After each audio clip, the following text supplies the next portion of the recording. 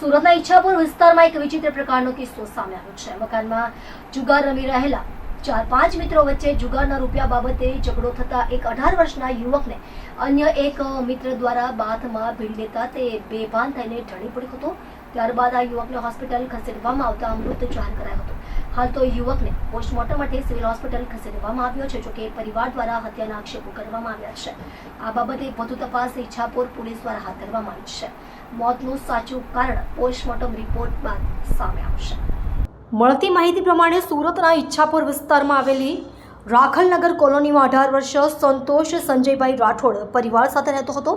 પરિવારમાં 3 ભાઈ છે। સંતોષ ખેતરમાં મજૂરી કામ કરીને પરિવારને આર્થિક રીતે મદદરૂપ થતો હતો। ગતરોજ સાંજના 5 વાગ્યે સંતોષ તેના મિત્ર સની વિજય ગૌતમ અને તેના બીજા મિત્રો સાથે વસંત કાકાના ઘરના વાડામાં ગંજી પાના રમતા હતા। ત્યારે પૈસા બાબતમાં સંતોષ અને સની વચ્ચે બોલાચાલી થઈ હતી। જુગારના રૂપિયા બાબતે ઝઘડો થતાં સનીએ પાછળથી સંતોષને બંને હાથથી છાતીના ભાગે પકડી લીધો હતો। ત્યારે સંતોષને ચક્કર આવતા તે નીચે પડી ગયો હતો, જેથી તેના મિત્ર સાહિલ, કિરણ અને સુજલ તેને ઉચકીને સાહિલના ઘરે લઈ આવ્યા હતા। સાહિલની મમ્મીએ 108 એમ્બ્યુલન્સને ફોન કરતા થોડીવારમાં 108 એમ્બ્યુલન્સ આવી જતા સિવિલ હોસ્પિટલ ખસેડવામાં આવ્યો હતો। જોકે ફરજ પરના તબીબે સંતોષને તપાસીને મૃત જાહેર કર્યો હતો। હાલ મૃતદેહને પોસ્ટમોર્ટમ માટે ખસેડવામાં આવ્યો છે। મારું નામ દીપિકાબેન સતીશભાઈ રાઠોડ છે। મારે રહેવાનું રાખલનગર કોલોની, અમારો એરિયો ઈચ્છાપુરમાં આવે છે।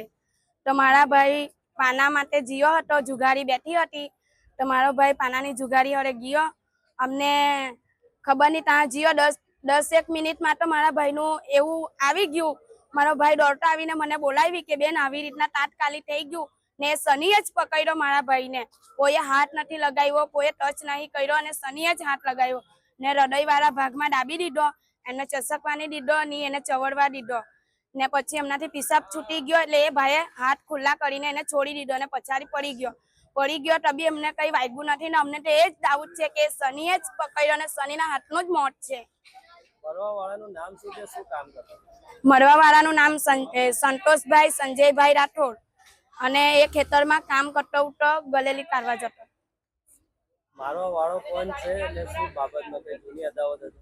મારવાવાળાનું નામ સની છે અને એ પાના હારું જ અંદર બોલાબોલી થઈ ને એમને પકડ્યો એટલે જ મારા ભાઈનો જીવ જીયો। અમારી તો માન એ જ છે કે એના હાથે એ પકડ્યો, અહીંયા જ પકડ્યો અને એના હાથથી જ મોત બી થયું છે મારા ભાઈનું।